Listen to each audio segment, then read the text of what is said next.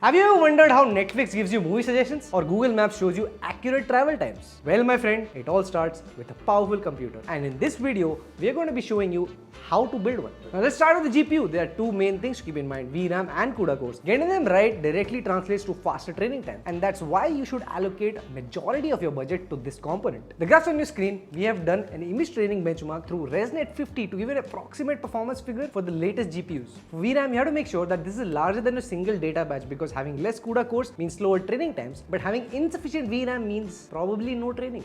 So Quadro series of cards are preferred for video-based models because of larger VRAM, whereas image and text-based models will suffice on the GeForce series. Another advantage of Quadro series is scalability. So you can keep adding more GPUs as your workload increases, and extremely low MTBF, matlab mean time between failures. In fact, we haven't ever seen a high-end Quadro GPU fail in the last 8-9 years that we've been doing this. Now check out this video for a detailed comparison between GeForce and Quadro GPUs.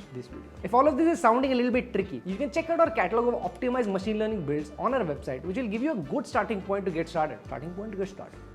Now let's talk CPU, which is important for analyzing and preparing the data for your GPU. Choosing your processor mainly determines your scalability in the long run. What you need to keep in mind is the core count and PCIe lanes your processor has to offer. So Threadripper and Xeon series become a good scalable option as they can support up to 8 GPUs, although desktop series will probably support only up to 2 bigger GPUs without any major bottleneck. But should I go with Intel or AMD? Well, it depends on whether your applications or tools benefit from any one of these platforms. For example, if you using MATLAB, which requires AVX instruction sets, this is not supported by 12th and 13th gen Intel processors, so Ryzen 7000 will be a better choice in a desktop grade CPU. But on the other hand, if you're using Intel's AI analytics toolkit, then obviously Intel stands to be a better option. Now coming to the motherboard, the first thing is choosing a compatible chipset on your platform. Then the most important thing is to look for GPU slotting to make sure your GPU doesn't cover the second slot. This again helps you in the future when you add or plan to add more GPUs. For desktop grade, you will also need to check the number of power phase for your CPU to work at its full potential. Going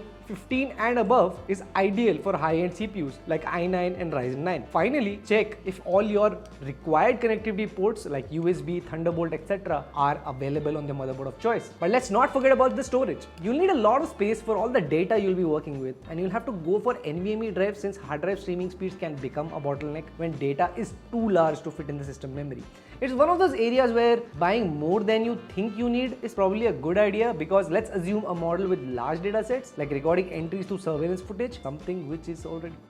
The dataset can go up to terabytes. Go for a separate drive for your datasets and a separate drive for your OS and applications. This makes sure that the background tasks which happen in your OS don't hamper your training time. So 500 GB for OS and 1 TB for datasets should be a decent enough starting point. If you don't want to go through all the hassle, just give us a call and our subject matter expert will guide you on what would be the best for you. We ship PCs across India with up to 3 years of doorstep warranty, lifetime tech support. We also have stores in Hyderabad, Gurgaon and Bangalore, which you can visit for some hands-on testing. Until next time, cheers.